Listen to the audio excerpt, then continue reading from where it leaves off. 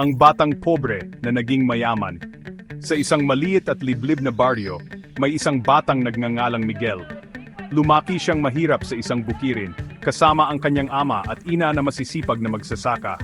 Bawat araw ay puno ng pagsubok, madalas ay wala silang sapat na pagkain, at pumapasok siya sa eskwela ng nakayapak dahil walang perang pambili ng sapatos. Bagamat mahirap ang buhay, hindi ito naging hadlang kay Miguel upang mangarap. Sa tuwing matatapos ang gawain sa bukid, nag-aaral siya sa ilalim ng ilaw ng gasera. Matalino siya at masipag, at palaging nangunguna sa klase. Ang pangarap ni Miguel minsan, habang nakaupo sa ilalim ng isang malaking puno, tinanong siya ng kanyang ina, "Anak, anong gusto mong maging paglaki mo?" Ngumiti si Miguel at sinabing, "Gusto kong maging matagumpay, inay.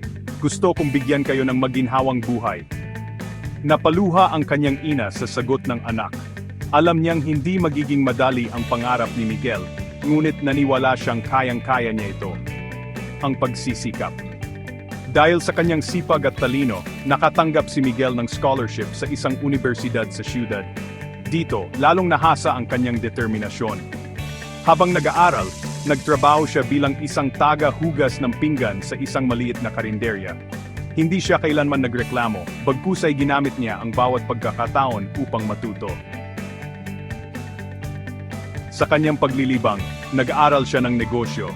Pinag-aaralan niya kung paano lumago ang maliliit na tindahan at paano palaguin ang kaunting puhunan. Hanggang isang araw, isang matandang negosyante ang napansin ang kanyang sipag. Ang pagkakataon.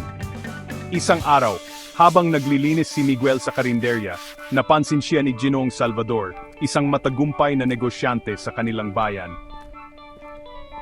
"Bata, anong ginagawa mo rito?" tanong ng matanda. "Ako po ay nagtatrabaho habang nag-aaral," magalang na sagot ni Miguel. Impresyonado si Ginoong Salvador sa kanyang kasipagan, kaya inalok niya itong maging kanyang assistant. Sa ilalim ng gabay ng matanda, natutunan ni Miguel ang tungkol sa pamamahala ng negosyo. Dito nagsimula ang kanyang tunay na paglalakbay patungo sa tagumpay. Ang tagumpay. Pagkalipas ng ilang taon, nagtapos si Miguel na may mataas na karangalan.